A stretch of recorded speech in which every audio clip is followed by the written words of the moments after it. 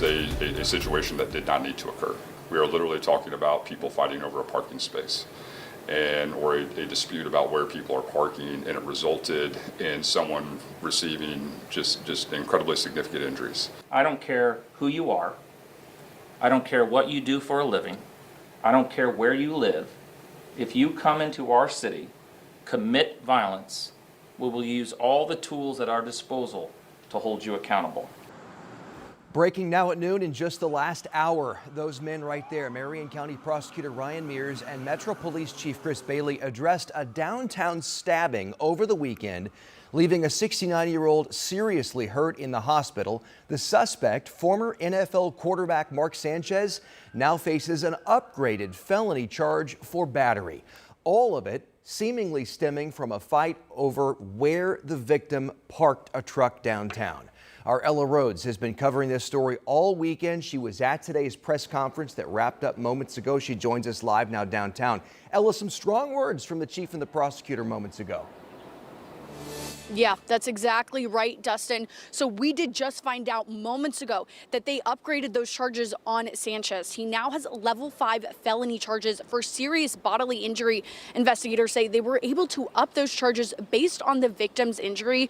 Now, that 69-year-old victim had severe lacerations on his face, according to that police report that they updated to up those charges on Sanchez. Like you said, Sanchez is a 38-year-old former NFL player. He was actually here to commentate on the game that was happening on Sunday, but this all happened around Saturday at 12:30. This physical altercation when Sanchez allegedly approached the 69-year-old victim. Now, this was just off of Washington Street in between the Marriott and Westin in an alley. Sanchez told the 69-year-old man he could not park there, despite the victim removing cooking oil from the hotel kitchens and putting it in his truck, which was his job.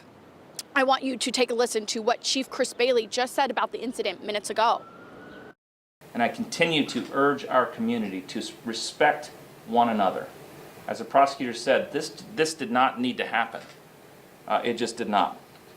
We need to recognize our differences, respect those differences, and deal with our conflict without resorting to violence.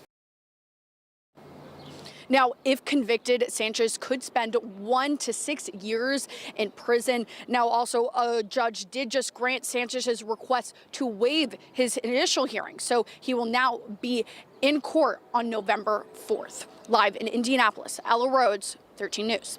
Quick question for you, Ella. I know Sanchez was in the hospital at one point. Do you know, but in custody, do you know if he has been released from the hospital yet, or is he still there? As of this moment, Sanchez is still in the hospital, according to police. That was the only update they did give us. Gotcha. All right, Ella, we'll check back with you later this afternoon. Ella Rhodes, live downtown for us. Thank you. Going to quick check of the weather this noon. Here's Sean. Yeah, thank you, Dustin, here. And for a change, and as expected, we've got some showers on radar, a sight for sore eyes. Just the beginning of the well-advertised best shot of rainfall we've had since the 25th of September. Now, the farther north you go today, less cloud cover, less of a chance of rain, warmer temperatures. 80 already in Peru, 73 with cloud cover here in Indy. Showers will be more numerous south of I-70, but that does not mean you could not make it through the day here north of I-70 without seeing a pop-up shower, rumble of thunder. It's just going to be a little bit more cloudier here and a better chance of some splash and dashers on radar this afternoon. Here in Indy at this hour, 73, humid heat. Dew points in the 60s, southwest wind undercutting some of this cloud cover at 10 to 15. We're going to go about a 30-40% chance around the metro, higher chances of rain. As you go a little bit farther to the south here, we do want you to be prepared for more organized rainfall overnight tonight, along with some rumbles of thunder. And this will set us up for a wet go tomorrow morning at the bus stop in your morning commute. And this will eventually transition to much colder air. How low we're going to go coming up in the 7-day forecast. See you then, Sean. Thank you. A new candidate with a familiar family name is officially running for statewide office. Democrat Bo Bai, a former Marine Corps infantry captain and son of former U.S. Senator and Indiana Governor Evan Bai, announced his candidacy this morning for Secretary of State. His dad posted on X saying in part, I'm proud to announce that my son Bo filed his candidacy for Indiana Secretary of State today. A seventh-generation Hoosier, Marine Corps infantry captain, Harvard grad, and attorney. Bo will bring new leadership to an office that desperately needs it. Again, that coming from Evan Bai, Bo's father. Bo Bai was honorably discharged from the Marine Corps in 2023, graduated from Harvard Law School last year. He said on a social media post this morning, and quote, "I'm running to be our Secretary of State to fix a corrupt office and take on a broken political system that doesn't serve us." Bai will run against incumbent Republican Diego Morales. More on that coming up at 4 o'clock as well. Fire investigators in Plainfield are trying to determine what caused a house explosion this weekend. One person was seriously hurt. Crews from Plainfield and Avon responded to that home right there on Shadowbrook Drive yesterday. You can see part of the house blown out, siding missing from part of it as well. Utility companies are helping with this investigation. At last check, the person hurt remains in the hospital. Now an update on a Noblesville family's battle with their homeowners association, their HOA. The dispute is over a ramp and a deck for their paralyzed teen. The family tells our Alex Almanza after many months, they're finally close to an agreement. You made that!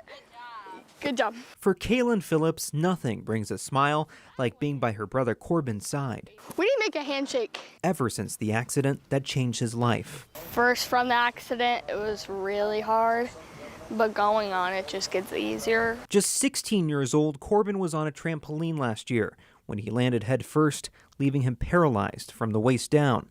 Since then, it's been a long road of surgeries, pain, and learning to adapt. My family's here and we're all getting through it together. But nothing could have prepared the family for their next challenge, one that didn't come from doctors, but from their neighborhood association. Toilet, tub, shower. As they remodeled their new home to make it accessible, the Phillips family requested approval from the Morse Point HOA to build a ramp and deck.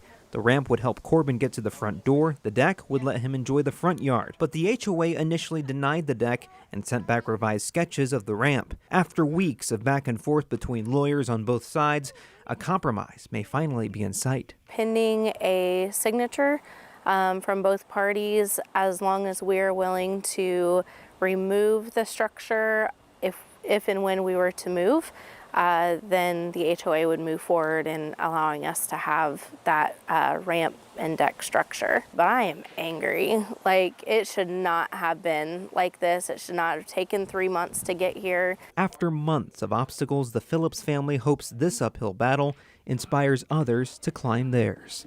In Noblesville, Alex Almanza, 13 News. And 13 News has reached out to the Morse Point HOA for comment. So far, we've not heard back. Happening today, yet another round in the battle over data centers here in Indiana. Morgan County commissioners will be voting on a 500-acre data center complex. The plan has gotten a lot of pushback from neighbors. Some people almost got removed from a previous public hearing about it. The Planning Commission gave a favorable recommendation to the data center, but county commissioners get the final say today whether to rezone additional land. That meeting started at 9:30. We have a reporter there. We'll update you just as soon as we learn about it. We'll have it online at WTHR.com. Also happening today, the full City County Council here in Indianapolis set to meet with a packed agenda that includes a final vote to adopt the budget for next year. They'll also hear a proposal to add $20 million to fund homelessness initiatives and infrastructure improvements. And there's a final vote on a proposal to collectively urge the Indiana Utility Regulatory Commission to reject rate hike proposals from AES. We'll tell you where these proposals stand after the council meeting right here on 13 News.